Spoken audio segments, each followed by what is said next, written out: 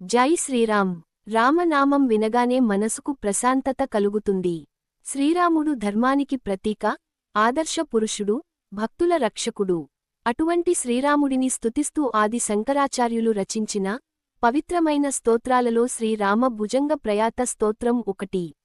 ఈ రోజు ఈ స్తోత్రం యొక్క విశిష్టత, మహిమ మరియు భక్తులు ఎందుకు దీనిని పారాయణం చేస్తారో తెలుసుకుందాం. శ్రీరామ భుజంగ ప్రయాత స్తోత్రం అంటే ఏమిటి? భుజంగ ప్రయాతం అనేది ఒక ప్రత్యేకమైన ఛందస్సు. ఈ ఛందస్సులో రాసిన శ్రీరామ స్తోత్రం శ్రీరాముని దివ్య స్వరూపం, కరుణ, ధర్మం, భక్తులపై ఆయనకున్న ప్రేమను వర్ణిస్తుంది. ఈ స్తోత్రాన్ని భక్తితో వినడం లేదా పారాయణం చేయడం ద్వారా మనసు భక్తి భావంతో నిండిపోతుంది. శ్రీరాముని మహిమ.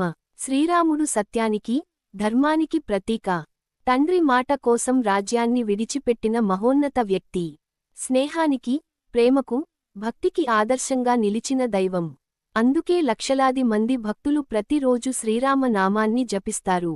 స్తోత్రం వినడం వల్ల భక్తులు విశ్వసించే ప్రయోజనాలు: మనసుకు ప్రశాంతత, ఆందోళన తగ్గడం, భక్తి భావం పెరగడం, సానుకూల ఆలోచనలు రావడం, శ్రీరామునిపై విశ్వాసం మరింత బలపడడం.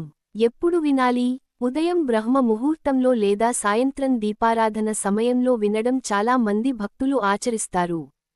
ప్రత్యేకంగా శ్రీరామనవమి, ఏకాదశి, పౌర్ణమి రోజుల్లో ఈ స్తోత్రం పారాయణం చేయడం విశేషంగా భావిస్తారు.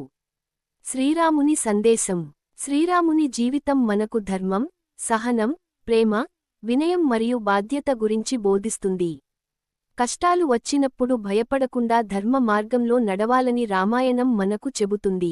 భక్తులారా, శ్రీరామ భుజంగ ప్రయాత స్తోత్రం కేవలం ఒక స్తోత్రం మాత్రమే కాదు. అది భక్తిని పెంచే ఒక ఆధ్యాత్మిక మార్గం. శ్రీరాముని కరుణ, ఆశీర్వాదాలు మీ కుటుంబంపై ఎల్లప్పుడూ ఉండాలని కోరుకుంటూ జై శ్రీరామ్. శ్రీరామ జయం.